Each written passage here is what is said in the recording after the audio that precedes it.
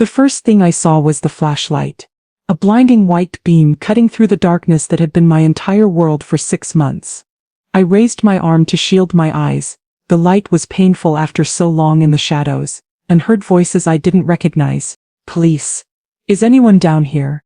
I tried to speak, but my voice came out as a croak. Months of barely talking, of rationing my words like I ration by water, had left my throat raw and weak. Over here, I found someone. Footsteps on the concrete floor. More flashlights. Then a face appeared in front of me, a young officer, maybe 30, with kind eyes that widened in horror when he saw my condition. Ma'am? Ma'am, can you hear me? We're here to help. I nodded slowly. The movement hurt. Everything hurt. He looked down at my ankle, at the chain wrapped around it, at the padlock connecting me to the water pipe like I was an animal. His face went pale. Jesus Christ, he whispered. Then into his radio. We need paramedics down here immediately. We have a victim, elderly female, appears to be restrained. She's alive but in bad shape. More officers came down the stairs. More flashlights. More horrified faces. Someone was photographing the scene. The thin, filthy mattress I'd been sleeping on for half a year. The bucket in the corner that served as my toilet. The empty soup cans and water bottles scattered around my small prison. One of the officers found bolt cutters and knelt beside me. Ma'am, I'm going to cut this chain off. Hold still. The snap of metal breaking was the most beautiful sound I'd ever heard. For the first time in 6 months my ankle was free. I looked down at the raw, scarred skin where the shackle had rubbed against my flesh day after day. Proof that this nightmare was real. Proof that I had survived it. Ma'am, can you tell me your name? The young officer asked gently. I licked my cracked lips, tried to make my voice work. Dolores. I managed. Dolores? May Patterson. Dolores? My name is Officer Davis. You're safe now. Can you tell me who did this to you? I looked toward the stairs, toward the rectangle of light coming from the basement door. I could hear shouting up there. A man's voice, angry, protesting. Vincent's voice. My son-in-law, I said. Vincent Marshall. He put me down here 6 months ago. He told everyone I was dead. Officer Davis's face hardened. He told people you were dead? Had a funeral. My daughter helped. They held a funeral for me while I was chained in their basement. More commotion upstairs. I heard Vincent screaming now. This is a misunderstanding. She's mentally ill. I was protecting her. Then a woman's voice. My daughter Teresa, hysterical, wailing. I didn't know. I swear to God I didn't know she was down there. But Teresa knew. She knew everything. She was the one who brought me food every day, who emptied my bucket when Vincent remembered to tell her, who looked me in the eyes and walked back upstairs and locked the door behind her. My daughter knew I was alive. She just didn't care. The paramedics arrived and lifted me onto a stretcher. I weighed 97 pounds. I'd find that out later at the hospital. I'd lost 60 pounds in that basement, eating canned soup and crackers, drinking whatever water they remembered to bring me. As they carried me up the stairs and out of the basement, I passed through the kitchen. Vincent was on the floor, hands cuffed behind his back, 2 officers holding him down while he thrashed and cursed. When he saw me, his face twisted with rage. You were supposed to die down there. You old bitch. You were supposed to die. Teresa was in the living room, also in handcuffs, sobbing. She saw me and wailed my name. Mama. Mama, I'm sorry. He made me do it. I didn't have a choice. I looked at my daughter, my only child. The baby I'd raised alone after her daddy left. The girl I'd worked 3 jobs to send to college, and I felt nothing. No anger. No sadness. No love. Just emptiness where my heart used to be. They wheeled me out the front door and I saw sunlight for the first time in 6 months. Real sunlight, not the tiny sliver that came through the crack in the boarded window. I started crying. Couldn't help it. The warmth on my face, the blue sky above me, the smell of fresh air instead of mold and my own waste. It was overwhelming. An older officer walked beside my stretcher as they loaded me into the ambulance. Miss Patterson, my name is Detective Robert Chen. I'm the one who got the warrant to search this house. Your friend Mabel, she's the one who reported you missing. She never believed you were dead. Mabel, my best friend of 40 years. The one person who knew me well enough to know something was wrong. She saved my life, I whispered.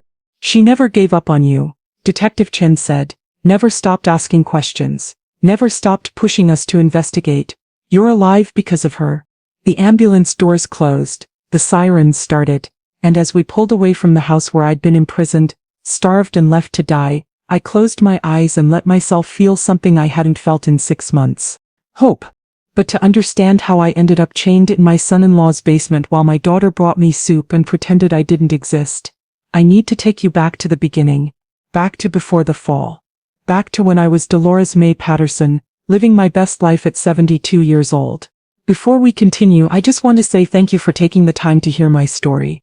If you're comfortable, let me know where you're listening from, and what time it is where you are. Now let me tell you my story. I was born in Birmingham, Alabama, in 1950, in the heart of the segregated South. My parents were sharecroppers who moved north during the Great Migration, settled in Cleveland, Ohio, and built a life from nothing. They taught me the value of hard work, of saving every penny, of never depending on anyone but yourself. I married young, 19 years old, married to Leonard Patterson, a factory worker with a kind heart and gentle hands. We had one child, Teresa, in 1976. I wanted more children, but complications during Teresa's birth made that impossible. So I poured all my love into that one little girl. Leonard worked at the steel mill. I worked in the cafeteria at Cleveland General Hospital. Started as a line cook, worked my way up to cafeteria manager over 35 years. We weren't rich, but we were comfortable. We bought a house in 1982, a 3-bedroom colonial in a nice neighborhood. Cost us $62,000 at the time. We paid off the mortgage in 1999 and threw a party. Leonard died of cancer in 2014. Slow and painful, the way cancer often is. I sat by his bed every day for 3 months. Held his hand as he took his last breath. After 45 years of marriage, I was alone. But I survived. That's what I do. Survive. By 2022 I was 72 years old, retired, and living a good life. My house was worth $425,000. The neighborhood had gentrified over the years. I had $290,000 in savings and retirement accounts. I volunteered at church, worked at the food bank, had lunch with my friends every Wednesday. I was happy. Teresa was my only child, but we'd grown apart over the years. Not because of anything dramatic, just the natural drift that happens when children grow up and build their own lives. She'd moved to Detroit after college, married Vincent Marshall in 2010, and I saw her maybe twice a year after that. Vincent was the problem from the start. I met him at the wedding, charming, smooth-talking, always had an angle. He sold cars for a living, which should have been my first warning sign. Men who sell cars for a living learn to lie with a smile. Vincent was a natural. Over the years, I watched him change my daughter. Teresa had been independent, ambitious, confident. With Vincent, she became timid, deferential, always looking to him before she spoke. He controlled the money, controlled the decisions, controlled her. I tried to talk to her about it once. Baby, are you happy? Really happy? Mama, don't start. Vincent is a good husband. He takes care of me. Taking care of you isn't the same as treating you right. You never liked him. You've never given him a chance. I dropped it. What else could I do? She was a grown woman, making her own choices. I prayed she'd eventually see him clearly, eventually find the strength to leave. I never imagined she'd help him lock me in a basement. The fall happened in March 2022. I was getting out of the shower, stepped wrong on the bath mat, and went down hard. Felt my hip crack before I hit the floor. Lay there for 3 hours before my neighbor found me. I'd left my front door unlocked, thank God, and she came to check on me when I didn't answer the phone. Emergency surgery, metal pins in my hip. A week in the hospital, then 2 weeks in a rehabilitation facility. The doctors said I needed help during recovery. Couldn't live alone, couldn't manage stairs, couldn't drive. Teresa showed up on the 5th day, all concern and guilt. Mama, you should have called me immediately. I can't believe you were alone all that time. I didn't want to bother you, baby. I know you're busy. Stop that, you're never a bother. Look, Vincent and I talked about it. You're coming to stay with us until you're fully recovered. No arguments. We have a guest room on the main floor. No stairs. I can work from home and take care of you. It's the perfect solution. I hesitated. Something in my gut told me this was a bad idea. I don't want to impose, and the cost of traveling to Detroit. Vincent's already booking flights. He's renting a medical transport van to get you from the airport to our house. He insisted on taking care of everything. Vincent insisted. That should have been my second warning sign. I don't know, baby. Maybe I should hire a home health aide. Stay in my own house. Mama, please. Teresa's eyes filled with tears. I'm scared you fell and no one found you for 3 hours. What if it had been worse? What if you'd hit your head? I can't lose you. Please let me take care of you. It's what family does. She was my daughter, my baby. And she was crying and asking me to let her help.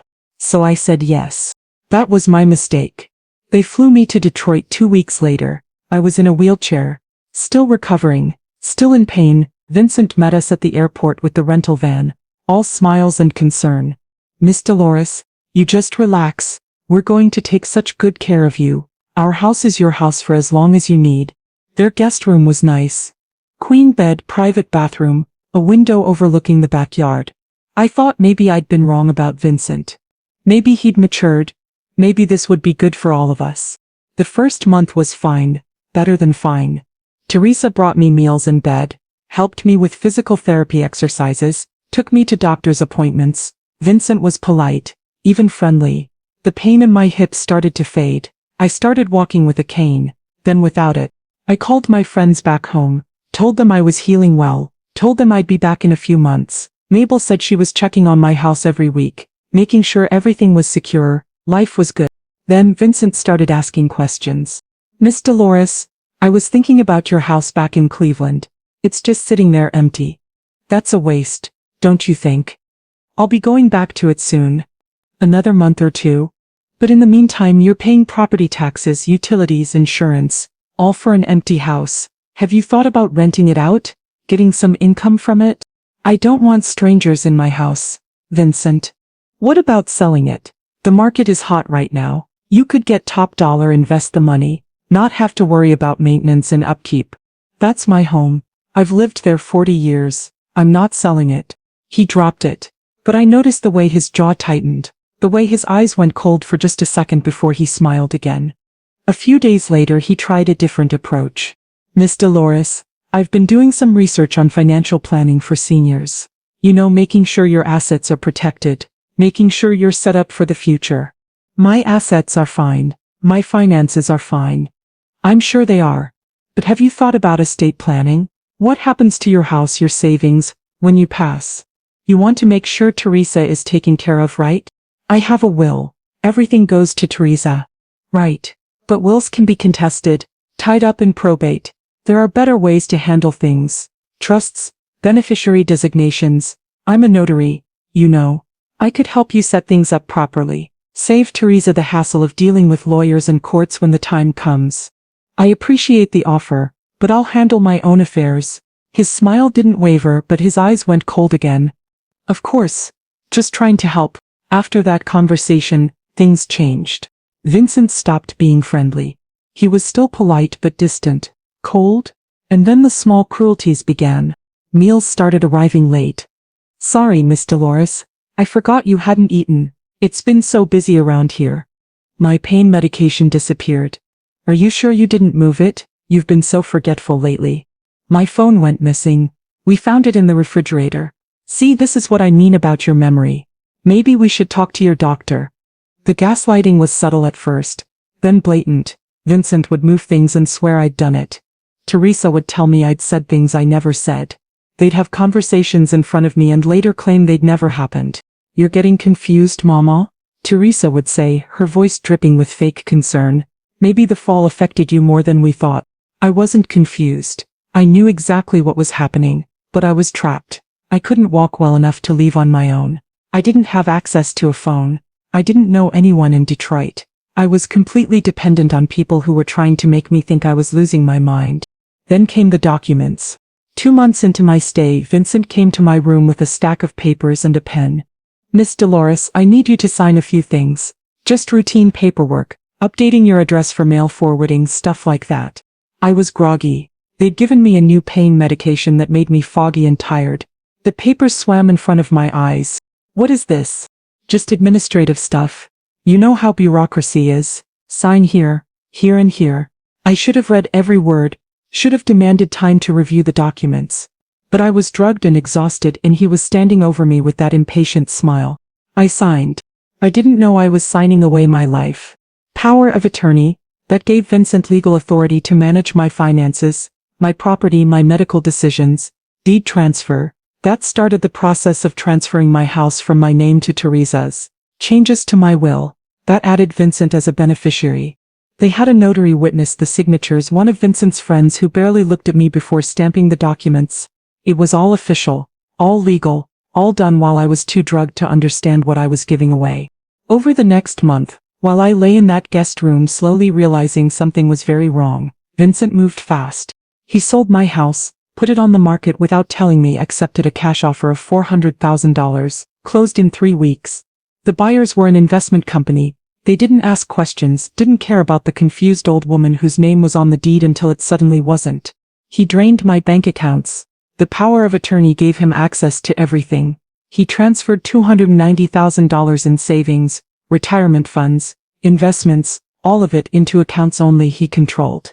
By the time I figured out what had happened, I was penniless. My house was gone. My money was gone.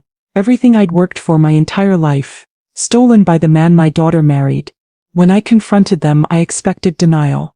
Excuses, maybe even fake remorse. What I got was Vincent's true face. "You ungrateful old woman," he said, standing over my bed while I demanded to know what he'd done with my house. "We take you in, feed you, care for you for months. And this is the thanks we get. You stole from me. You stole my house, my money. I didn't steal anything. You signed everything over to us. Legally, voluntarily. If you were too stupid to read what you were signing, that's your problem. I was drugged. You drugged me and shoved papers in my face. Prove it." He smiled, cold, cruel. "Your word against ours. And who's going to believe a confused old woman with dementia? I don't have dementia. That's not what your medical records say. I had a very interesting conversation with your doctor last week. Expressed my concerns about your memory lapses, your confusion, your erratic behavior. He's already started documenting your decline. Another few months and we'll have you declared legally incompetent." I stared at him, finally seeing clearly the monster my daughter had married. "I'm calling the police," I said. "I'm reporting everything you've done." "With what phone? Your cell phone is in a landfill. Our house phone, I've already disconnected the extensions except for the one in my office. You can't call anyone." "Then I'll walk out of here. I'll go to a neighbor." "You can barely walk, Miss Dolores. And even if you made it out the door, what would you tell them? That your loving family is taking care of you after your fall. That we've done nothing but help you while you've become increasingly paranoid and delusional." He leaned closer, and I saw something in his eyes that made my blood run cold. Calculation, planning. A man who had thought through every angle. "Here's what's going to happen. You're going to be quiet. You're going to be cooperative. You're going to sign the rest of the documents I need. There are a few more accounts to transfer, a few more loose ends to tie up, and then we'll figure out what to do with you." "What do you mean, what to do with me?" "You're a problem, Miss Dolores. A problem that needs to be solved." He left. I heard him lock the guest room door from the outside. I spent the next 3 days in that room, terrified, trying to figure out a way to escape. The window was painted shut. The lock on the door was a deadbolt that could only be opened from outside. I banged on the walls, screamed for help, but the houses in their neighborhood were too far apart for anyone to hear. Teresa brought me food. I begged her to help me. "Baby, please. This is wrong. What Vincent is doing is criminal. You can't let him." "Mama, stop." Her voice was flat, emotionless. "Vincent knows what he's doing. We're going to take care of everything. You just need to cooperate." "Take care of what? He's stolen everything I have. And he's talking about, I don't know what he's planning, but I'm scared, baby. I'm scared of what he might do. You should have thought about that before you started causing problems." I stared at my daughter, the little girl I'd raised, the child I'd sacrificed everything for, looking at me like I was an inconvenience. "Teresa, I'm your mother. And I'm Vincent's wife. We're a team. We make decisions together." "What decision? What is he planning?" She didn't answer, just took my dinner tray and left, locking the door behind her. 3 days later at 2 in the morning, Vincent came for me. He was dressed in dark clothes, and he had something in his hand, a chain like you'd use for a dog, heavy links, a padlock. "Get up. What are you doing?" I said, "Get up." When I didn't move fast enough, he grabbed my arm and yanked me out of bed. I screamed, but he clamped a hand over my mouth. "Shut up. You scream again and I'll give you something to scream about." He dragged me out of the guest room down the hall to a door I'd never been through. The basement door. No, I gasped. No, please. He opened the door and shoved me. I tumbled down the stairs, 15 steps hitting concrete at the bottom. My wrist snapped on impact. The pain was blinding. Vincent came down the stairs slowly, casually like he had all the time in the world. He walked over to where I was crumpled on the floor, grabbed my ankle and wrapped the chain around it. Clicked the padlock shut. There. Now you're not going anywhere. Why are you doing this? I sobbed. What did I ever do to you? You existed. You had things I wanted, and you wouldn't give them up willingly. He crouched down, looking me in the eye. Here's the situation, Miss Dolores. You're going to stay down here. Teresa will bring you food once a day. You'll have water. You'll have a bucket for your business. It's not comfortable, but you'll survive. For a while. For a while? Until you decide to sign the rest of those papers. There are still some accounts, some assets I haven't been able to access. You sign, you cooperate, and maybe we'll figure out a more comfortable arrangement. You refuse. You cause problems. He shrugged. Then you stay down here until you change your mind. Or until you don't. People will look for me. My friends. Your friends think you're dead. The words hit me like a physical blow. What? I called them last week. Told them you'd had a massive stroke and passed away peacefully. Very sad, very sudden. Teresa's been accepting condolences all week. We're having a memorial service next Saturday. Closed casket, of course. Your body was cremated per your final wishes. You can't, people won't believe. They already do. Mabel sent flowers. Your church is doing a special prayer service. Everyone is very sorry for your loss. He smiled. You see, Miss Dolores, you're already dead. No one is coming to look for you. No one is going to save you. You're alone, and the sooner you accept that, the easier this will be. He stood up and walked toward the stairs. Wait, Vincent. Please. My wrist is broken. I need a doctor. You don't need anything except to think about your situation. I'll check on you in a few days. See if you've come to your senses. He walked up the stairs, turned off the light, closed the door, and I was alone in the darkness. The first week was the worst. I couldn't see anything. The basement was pitch black when Vincent turned off the single bulb that hung from the ceiling. I could feel the concrete under me cold and hard. Could feel the chain around my ankle, heavy and unforgiving. Could feel my broken wrist throbbing with every heartbeat. I cried for hours. Screamed until my throat was raw. Begged God to save me. No one answered. Teresa came down once a day. I knew it was her by the sound of her footsteps on the stairs, lighter than Vincent's heavy tread. She'd turn on the light blinding after hours of darkness and set down a tray. Canned soup, sometimes cold, sometimes lukewarm, crackers. A bottle of water. Then she'd empty the bucket I used as a toilet, replace it with a clean one, and leave. She never spoke to me, never looked me in the eye. No matter how much I begged, how much I cried, she acted like I didn't exist. Teresa, please. I'm your mother, please help me. Nothing. Baby, I know Vincent is controlling you. I know you're scared of him, but this is wrong.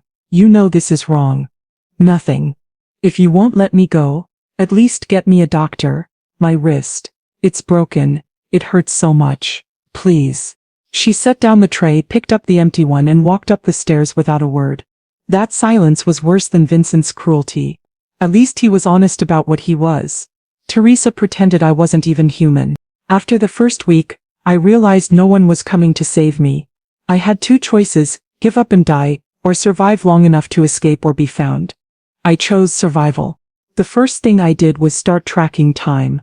The basement had no windows. They'd been boarded up from the outside, but I found a tiny crack between two boards where a sliver of daylight came through. When I could see that sliver, it was day. When I couldn't, it was night. I scratched marks on the wall with a loose nail I found on the floor. One mark for each day. The second thing I did was ration my supplies.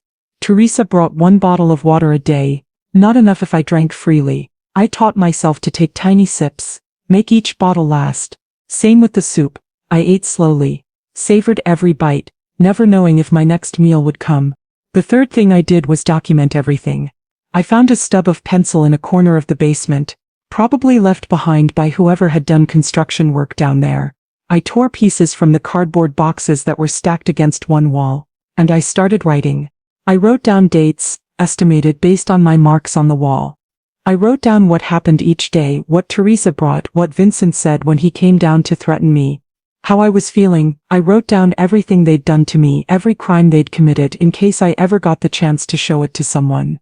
That journal kept me sane, gave me something to focus on, made me feel like my story mattered, even if no one ever read it. Vincent came down every few days to pressure me about the remaining documents, insurance policies, investment accounts, things that required my signature to access. Just sign and this can all be over. We'll move you upstairs, get you proper food, let you live out your days in comfort. All you have to do is cooperate. And then what? You'll let me go. You can't go anywhere, Miss Dolores. You're dead, remember? If you showed up alive, we'd have a lot of explaining to do. No, you'll stay here upstairs, in a real room with real amenities, until you pass away naturally. Could be years. Could be a nice life, if you stop being difficult. You're asking me to sign away everything I have left, and then live as a prisoner until I die. I'm asking you to be realistic. You have no other options. Go to hell. He hit me. Not for the first time, not for the last. I learned to take the beating silently. Every time I cried out, he hit harder. But I never signed those documents. I'd already lost so much. My house, my savings, my freedom. Those last few accounts were all I had left. If I signed them away, Vincent would have no reason to keep me alive. So I held on, refused, took the beatings and the starvation and the darkness. And I prayed that someone somewhere would realize I wasn't dead. Mabel Thompson had been my best friend for 40 years. We'd met in the hospital cafeteria where I worked. She was a nurse in the oncology department, and we bonded over terrible coffee and dark humor about death. When she retired, I retired. We'd planned to spend our golden years together, traveling, volunteering, being the fun aunties to all the kids at church. Leonard's death had delayed some of those plans, but Mabel was always there, always checking on me, always making sure I wasn't alone. When Teresa called to tell her I'd had a stroke and died, Mabel was devastated. She called me her soul sister, the sister she'd never had. Losing me was like losing part of herself. But something about the story didn't sit right. Mabel attended the memorial service. Closed casket. Teresa said I'd wanted to be cremated immediately, that I didn't want people seeing my body after the stroke had damaged me. No grave, no urn, just a framed photo surrounded by flowers. It doesn't feel right, Mabel told her husband afterward. Dolores always said she wanted an open casket. Said she wanted people to see her one last time, say their goodbyes properly. In cremation, we're Baptist. We don't do cremation. She knew that. People change their minds, her husband said, especially when they're facing death. Dolores didn't know she was facing death. They said the stroke was sudden. Mabel let it go for a while. Tried to accept that her friend was gone, but the questions kept nagging at her. She tried to visit my grave. There wasn't one. Teresa said the ashes were at her home in Detroit. She asked for a copy of my death certificate. Teresa said she'd send one but never did. She went to my house 3 months after the memorial, and found strangers living there. They said they'd bought it from the daughter 6 months ago. 6 months? Before I supposedly died? That's when Mabel knew something was very wrong. She started digging, called the county recorder's office, found out my house had been transferred to Teresa's name, then sold all while I was supposedly still alive.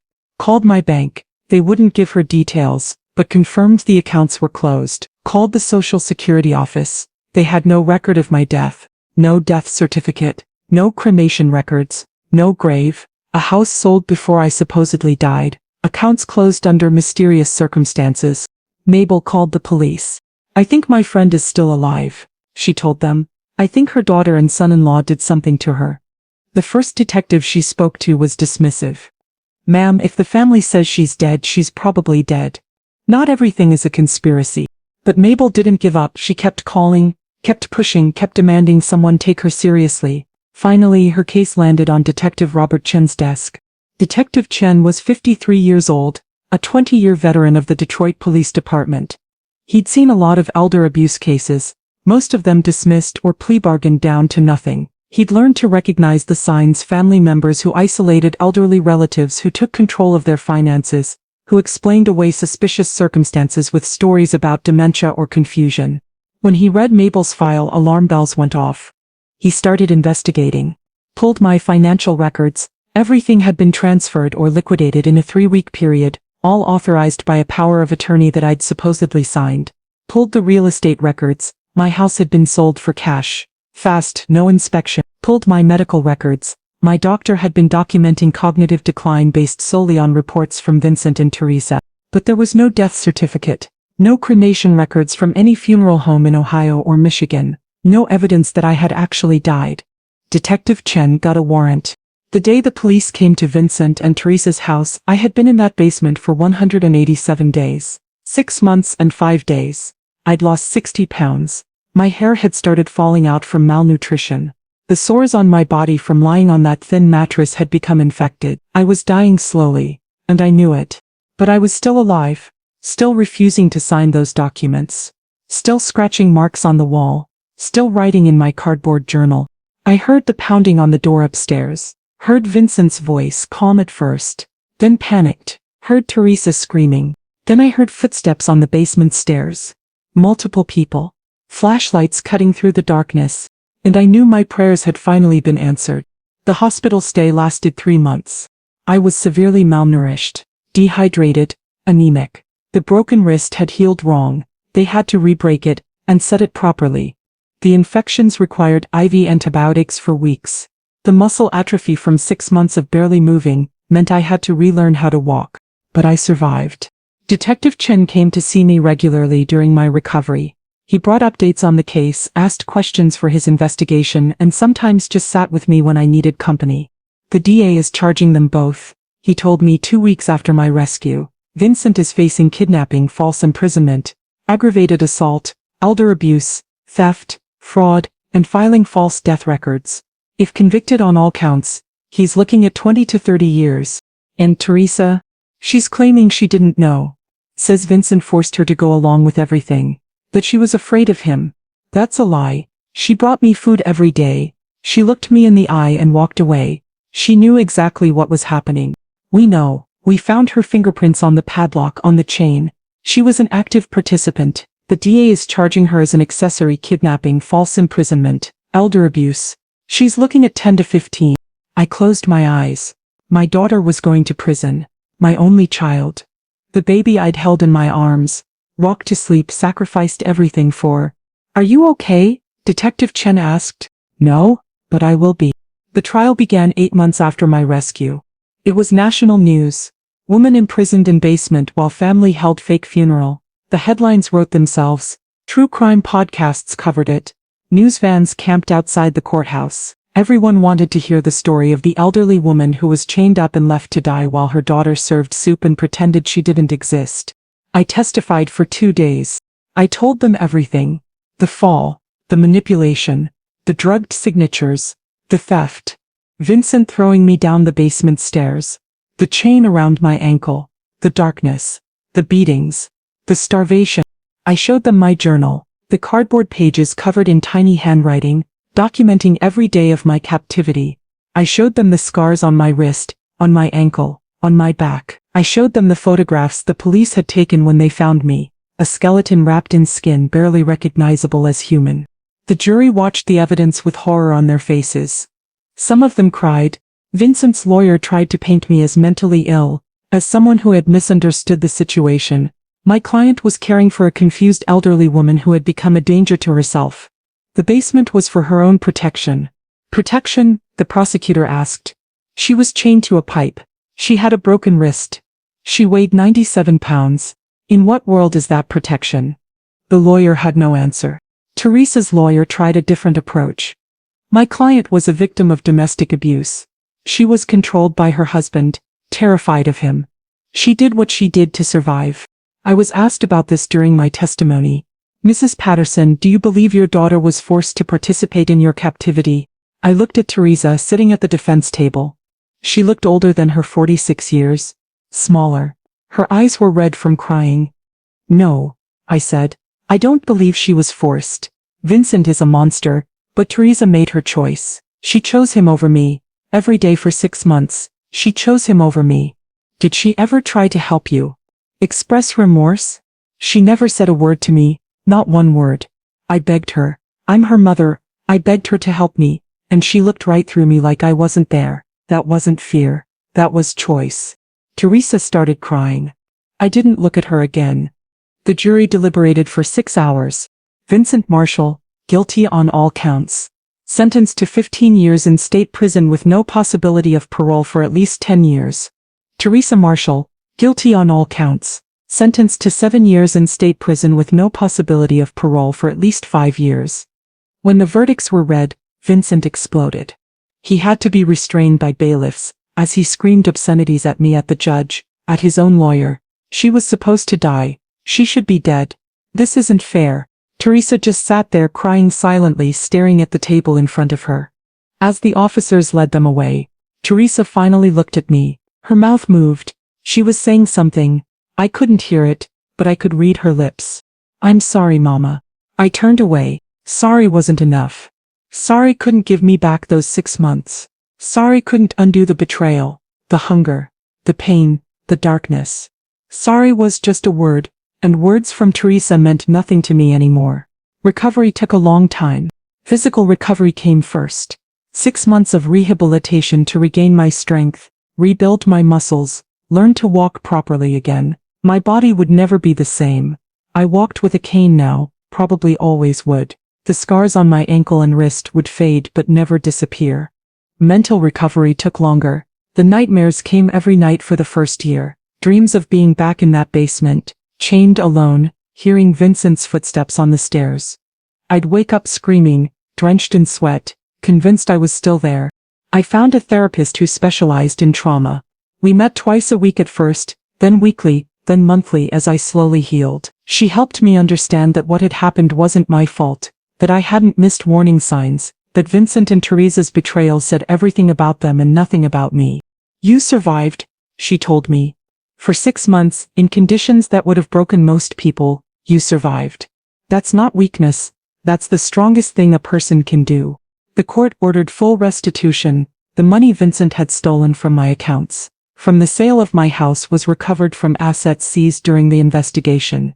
It took time and lawyers and paperwork, but eventually I got most of it back. Not all, some had already been spent on Vincent's lifestyle, but enough. I used the money to buy a new home. A condo, this time single floor, no stairs, no basement. I hired a contractor to personally verify that there was no basement, no crawl space, nowhere that a person could be hidden. I needed that certainty. I got a dog, a German Shepherd named Justice, trained as a protection animal. She slept at the foot of my bed every night, and her presence helped the nightmares fade. Mabel moved into the same building. Her husband had passed away 2 years earlier, and she wanted to be close to me. We had dinner together most nights, played cards on weekends, went to church together on Sundays. The friendship that had sustained us for 40 years grew even stronger, and I started speaking out. It began with a local news interview. The reporter who'd covered the trial wanted to do a follow-up piece on my recovery. I agreed, thinking it would be a one-time thing. The response was overwhelming. Thousands of people reached out. Other survivors of elder abuse, family members who suspected something was wrong but didn't know how to help, caregivers who wanted to know the warning signs. Everyone wanted to hear my story, so I told it, again and again, at senior centers and churches and community groups, on podcasts and news programs and documentary films. I became an advocate for elder abuse awareness, traveling the country to speak about what happened to me and how others could protect themselves. Trust your instincts, I told every audience. If something feels wrong, it probably is. Document everything. Keep records of your assets, your accounts, your legal documents. Make sure someone you trust knows where everything is. Don't be afraid to ask for help, and never ever sign anything you haven't read and understood. I told them about the warning signs. Family members who isolate you from friends, who control your access to phone and transportation, who pressure you to change your legal documents, who gaslight you into thinking you're losing your mind. If someone is telling you that you're confused when you know you're not, that's abuse. If someone is making decisions for you without your consent, that's abuse. If someone is taking your money, your property, your independence, that's abuse, and abuse is never your fault, no matter who's doing it. Some people asked about forgiveness. Had I forgiven Vincent? Had I forgiven Teresa? Vincent is a monster. I always said. He felt entitled to take everything I had, including my life. There's nothing to forgive there. He's not sorry, and I'm not obligated to feel anything but contempt for him. And my daughter, I would pause here. Every time. This was the hard part. Teresa was my only child. I loved her more than anything in this world. And she stood by while her husband chained me in a basement and left me to die. She brought me soup and emptied my bucket and never once tried to help me. Do I forgive her? I don't know. Some days I think I do. Some days I think I never will. But forgiveness isn't the same as reconciliation. Even if I forgive her in my heart, I will never have a relationship with her again. Some betrayals are too big. Some wounds never heal. Teresa wrote me from prison, multiple letters all returned unopened. She tried to call. I refused to accept the charges. She had her lawyer reach out to my lawyer. I declined all contact. Maybe that makes me hard. Maybe that makes me unforgiving. I don't care. I spent 6 months in darkness because of her choices. I get to spend the rest of my life making my own. 4 years have passed since I was rescued from that basement. I'm 78 years old now.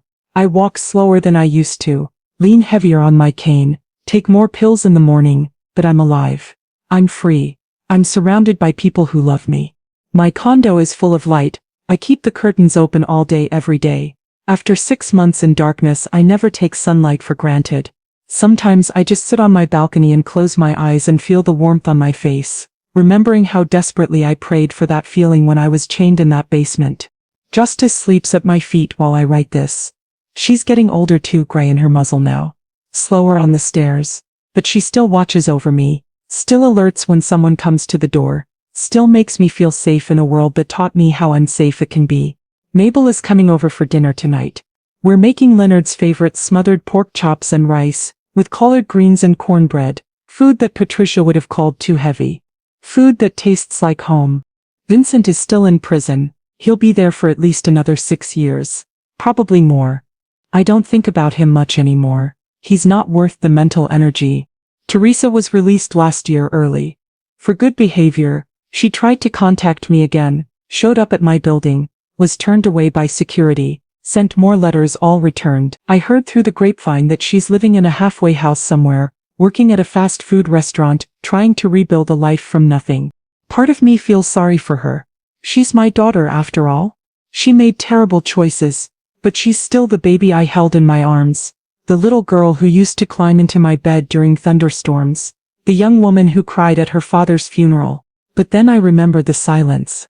The footsteps on the stairs, the tray set down, the bucket emptied, the door locked, all without a word, without a look, without any acknowledgement that I was her mother and she was letting me die. And the sorrow hardens into something else. Not hate. I don't have the energy for hate. Just nothing. She's nothing to me now. A stranger who shares my DNA. I've made peace with that. It took a long time, a lot of therapy, a lot of tears, but I've made peace. Last month I spoke at a conference for elder abuse prevention. 500 people in the audience, social workers, nurses, police officers, prosecutors, family members. I told my story, showed the photos, read excerpts from my cardboard journal. At the end, a young woman raised her hand. Mrs. Patterson, after everything you've been through, how do you have hope? How do you trust anyone? I thought about the question for a long moment. I have hope because I'm still here, I said finally. They tried to bury me alive, and I'm still here. Every day I wake up in my own bed, in my own home, surrounded by people who love me. That's a victory. That's proof that evil doesn't always win. As for trust, I'm careful now. I pay attention. I don't ignore warning signs, but I refuse to let what they did to me make me afraid of everyone. Most people are good. Most families love each other. What happened to me was monstrous and rare. If I let it make me suspicious of all humanity, then Vincent wins. And I refuse to let him win. The audience applauded. I smiled and waved and made my way off the stage, leaning on my cane, just as walking beside me. That's my life now. Telling my story. Helping others. Refusing to be defined by the worst thing that ever happened to me. Vincent wanted me to die in that basement. Wanted me to give up, sign away everything. Let go. I didn't. Teresa wanted me to disappear. Wanted to pretend I never existed. That she didn't have a mother, that her choices didn't matter. They did. I'm 78 years old. I survived 6 months chained in a basement. I survived betrayal by my own daughter. I survived starvation and darkness and despair. And I'm still here. That's my victory. That's my revenge. That's the ending to this story that they never wanted. They wanted me dead. I chose to live.